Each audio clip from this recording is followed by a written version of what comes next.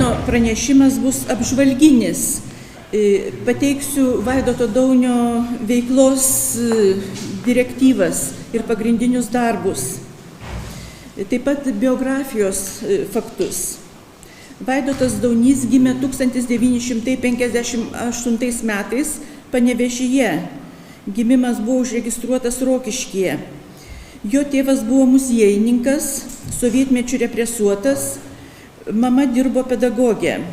Abu tėvai rašė eilėraščius.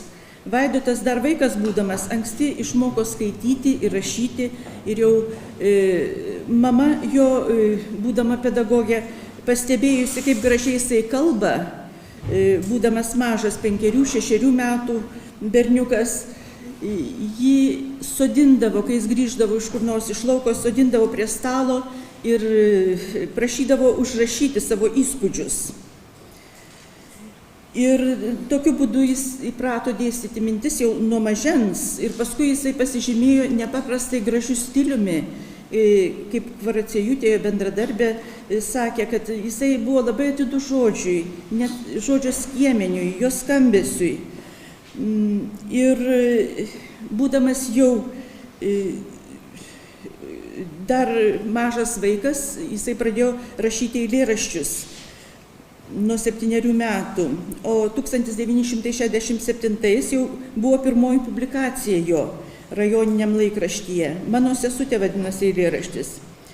Ir nuo to laiko, mokantis vidurinėje mokykloje, spausdino eilėraščius regioninėje ir respublikinėje spaudoje. Vėliau tai darė, baigęs Rumšiškių vidurinę mokyklą ir įstojęs į Vilniaus universitetą studijuoti lietuvių kalbą ir literatūrą. Ir 1981 metais, baigdamas universitetą, eilėraščių pluoštą paskelbė almanache Poezijos pavasaris, kas irgi buvo išskirtinė publikacija ir palydėta garsaus poeto Marcelijaus Martinaičio pristatymu. Jame Martinaitis pažymėjo, kad studijų metai su kiekvienu kursu vis stiprėjo Vaidoto eilėraščiai, gilėjo supratimas, kol pasiekė publikavimui reikiamą brandumą. Todėl jų paskelbimą Poezijos pavasario rinkinyje Martinaitis pavadino antru Vaidoto Daunio diplomu. Šalia absolvento, universiteto absolvento, būtent dar vienas poezijos diplomas išeinant į kūrybos kelią. Dar po 4 metų Vagos leidykloje išėjo Vaidoto Daunio poezijos knyga Metų laikai, palankiai įvertinta kritikos.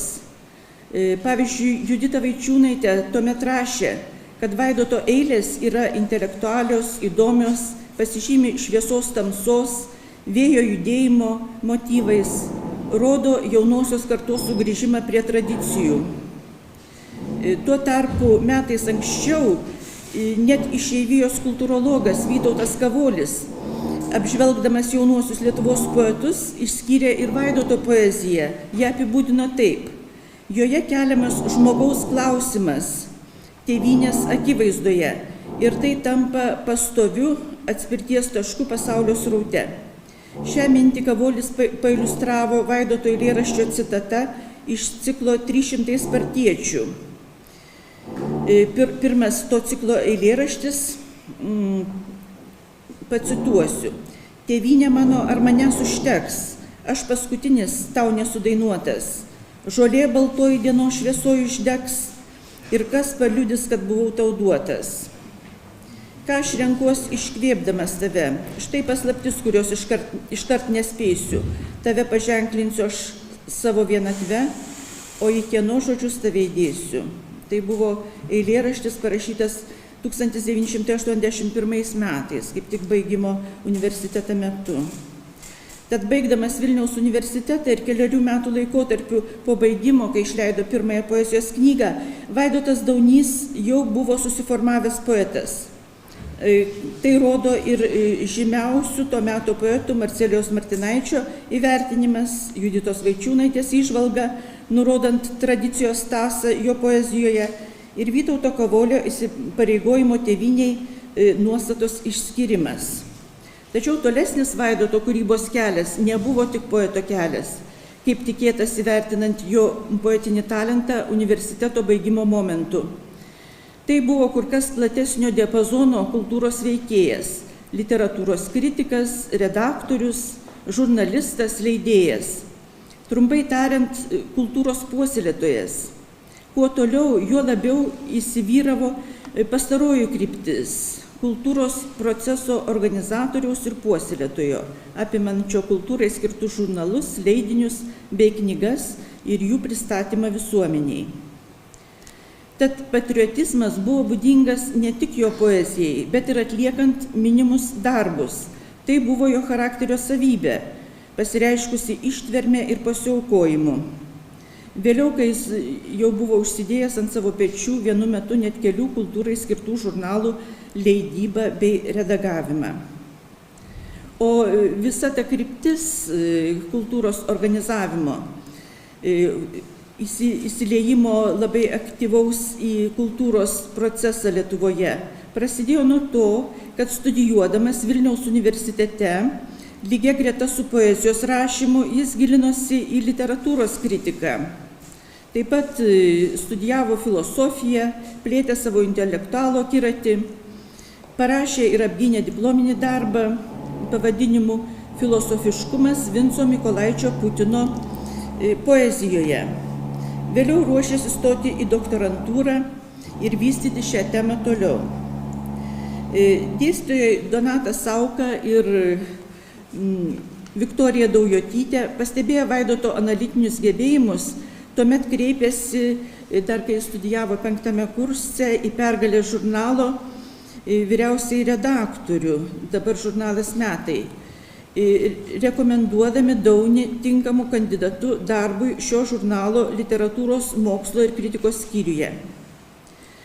Šios skyriaus tuometinė vedėja Roma Brogienė man pasakojo, kad Vaidotas Daunys, pasižymėdamas giliu literatūros išmanimu ir kūrėjo talentų, rengdavo profesionalias literatūros apžvalgas ir recenzijas. Daugelis autorių laikė garbę, kad jis recenzuoja jų knygas, nes įdomiai, nepaviršutiniškai pasižiūrėdavo.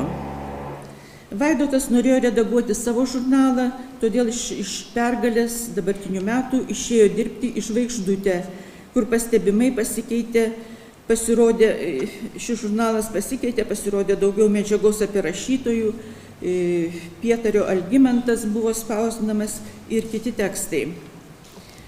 Dirbdamas metus ir Žvaigždutėje, jis ėmė leisti jauniems kūrėjams skirtą almanachą Veidai. Aš atsiprašau, gal galima ten nueiti paprašyti, kad netriukšmautų.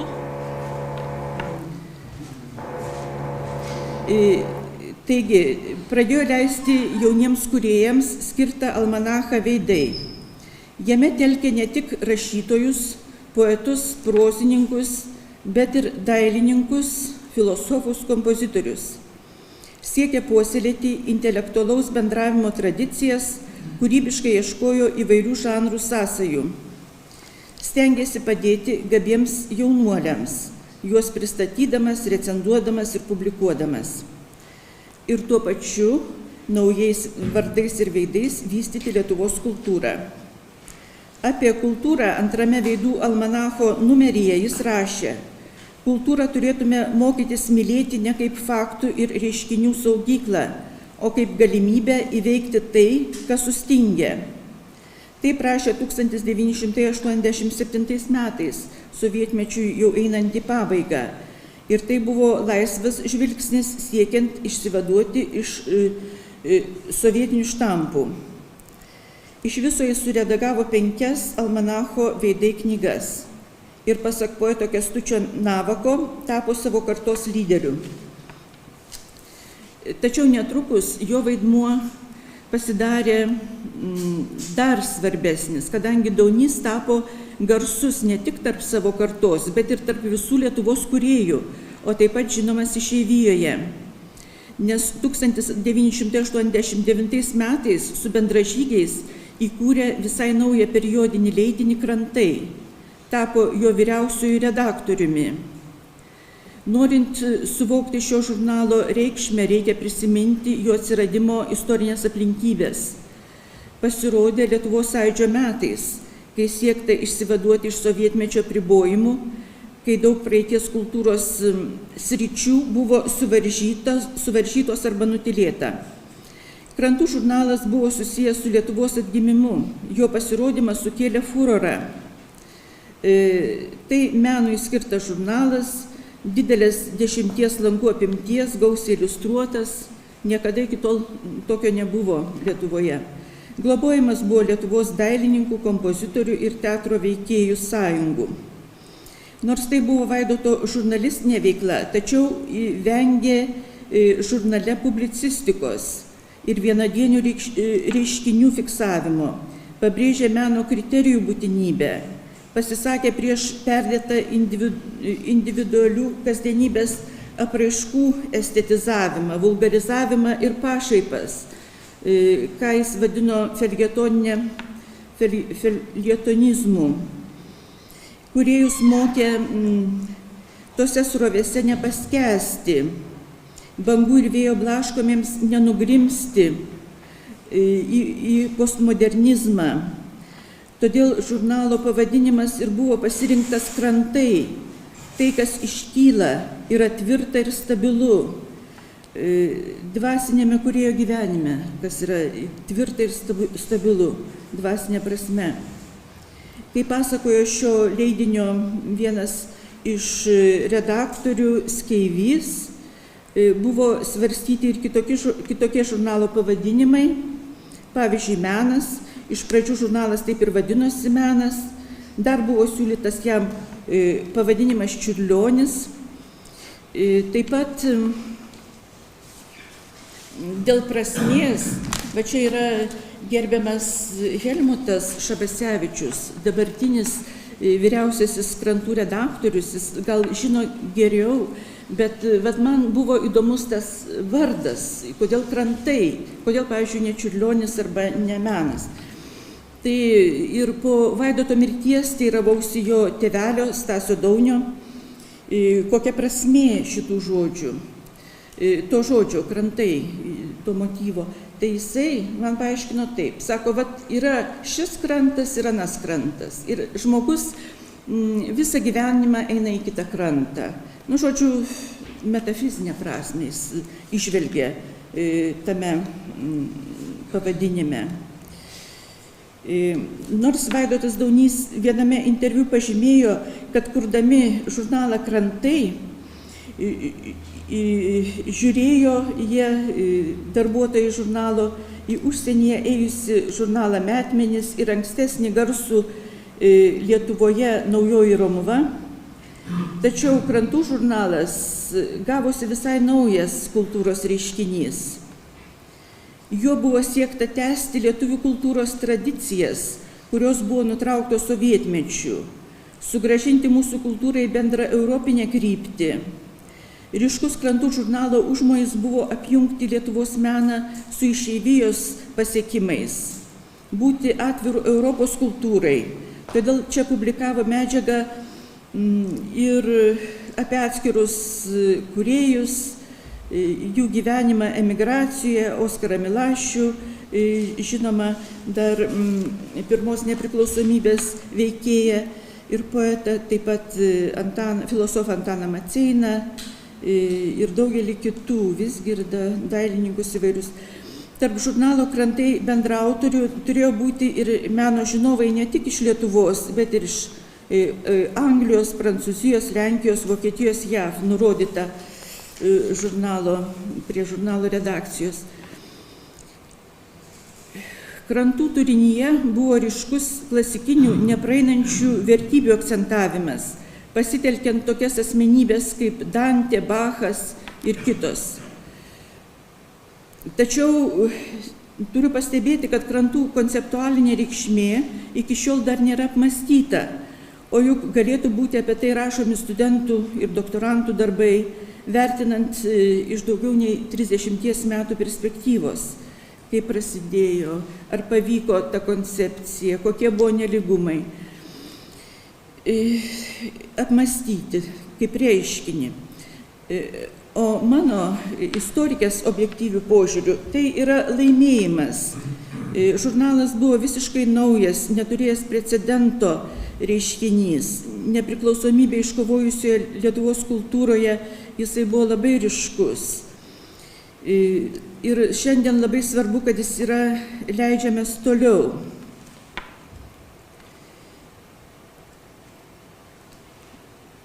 Kitas laimėjimas buvo Vaidoto Daunio atgaivintas kultūros gyvenimo žurnalas Naujoji Romuva. Tąsa Juozo Keliuočio redaguoto prieš Antrą pasaulinį karą Lietuvoje garsaus žurnalo. Ilgą laiką Vilniuje veikė Naujosios Romuvos bičiulių klubas, kuriame susirinkę intelektualai diskutuodavo apie kultūrą. Iš to atsirado būtinybė vėl atkurti žurnalą.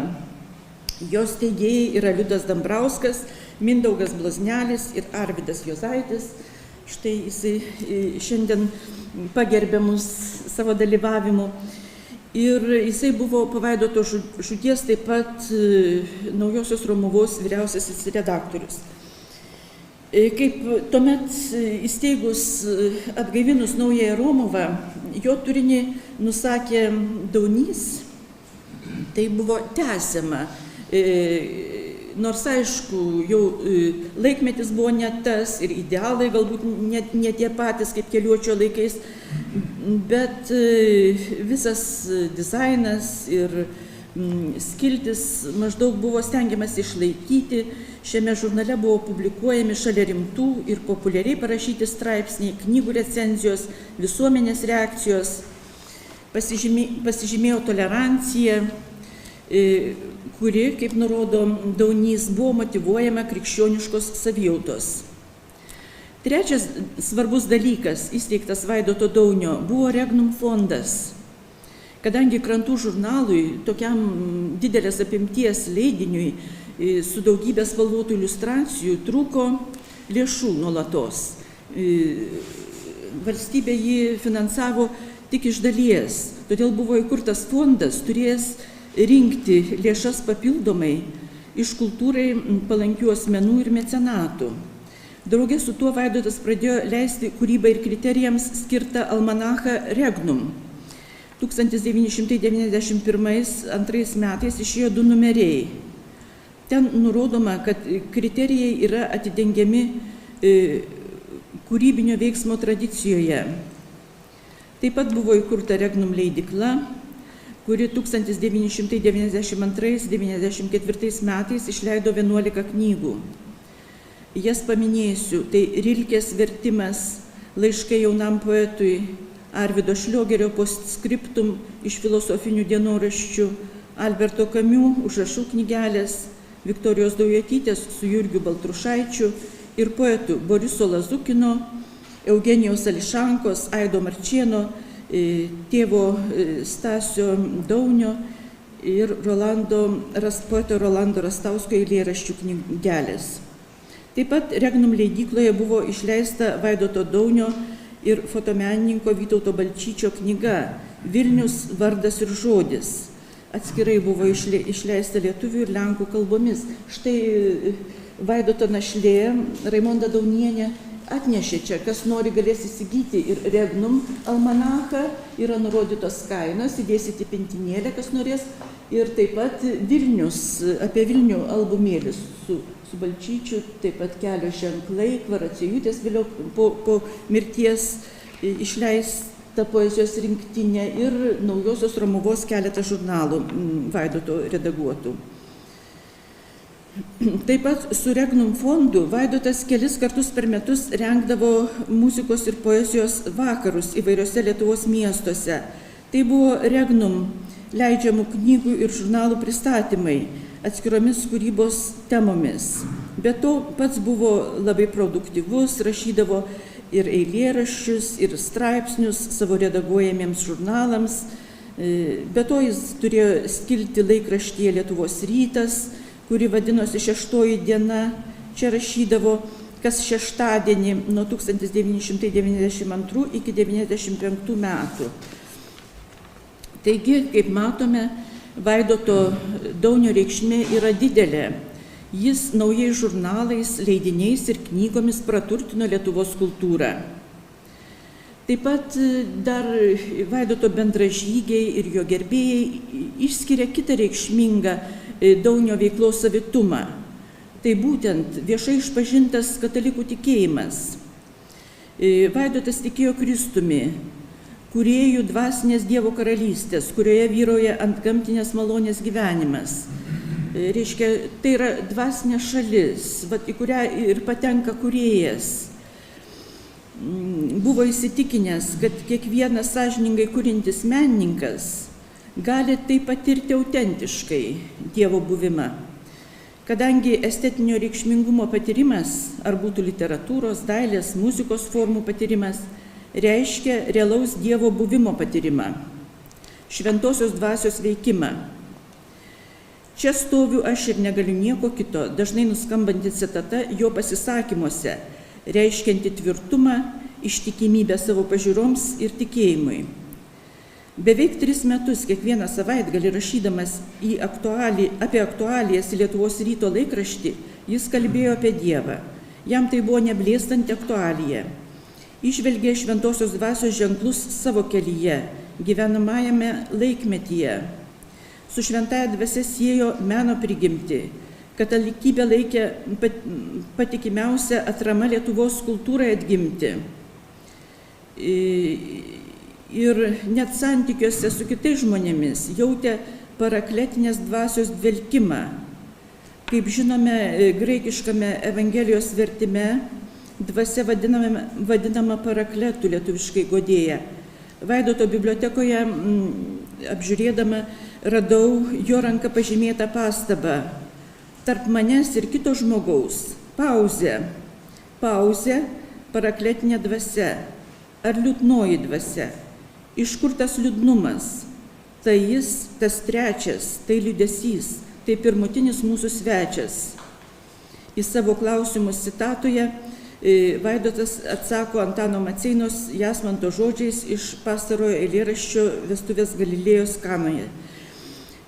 Daunys paliko gražių eilėraščių, pavadintų iš paguodos kvartetų. Tame ciklo pavadinime paguoda greičiausiai taip pat reiškia šventąją dvasią. Apie jo įsitikinimus ir labai gilų tikėjimą žinojo artimi jo bičiuliai, šeima. Antai sesuo Vita viename straipsnyje jau po Vaidoto mirties pažymėjo, kad Vaidoto Daunio eilėraščiai yra maldos. Tarp jo paliktų knygų radau vieną jo draugų užsienyje užrašytą, dedikuotą jam, mielam Vaidotui, Vilniaus ir dvasios sargui, 93 metų. Po Vaidoto Daunio mirties, jau sakiau, apie krantus teiravausi tėvelio. Ir visiems buvo labai netikėta Vaidoto žūtis 95 metų vasarą, kai jisai oro balionų buvo įsikabinęs į pintinę ir nespėjo pasitraukti, kai tarsi pririštas buvo prie tos pintinės ir iki šiol dar prokuratūra neišsiaiškino žūties aplinkybių. Tiksliau nutraukė. Ir čia tokią knygą turiu. Ką dvasia kalba bažnyčiai, išleista Magnificat leidiniai 23 metais ir jame, toje knygoje, žiūriu labai įdomi mintis. Pacituosiu. Iki Milano edikto 313 metais, kuriuo buvo įteisinta krikščionybė, Romos imperijoje būti krikščionimi buvo rizikinga, nes grėsė kankinystė. Vėliau ta grėsmė, žinoma, sumažėjo ir kankinystė pasitaikydavo retai. Vis dėlto įspūdinga, kad 20-ame amžiuje krikščionių kankinių buvo daugiau nei per pirmosius 19 bažnyčios istorijos amžių. Viena iš istorinių tokio augimo priežasčių – totalitarinės ateistinės ideologijos, kaip nacizmas ir komunizmas.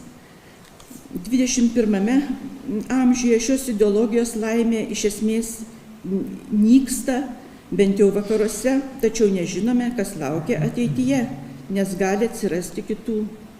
Tai va, žodžiu, tą aš jo netikėtą žūtį taip pat siečiau su kankinystė.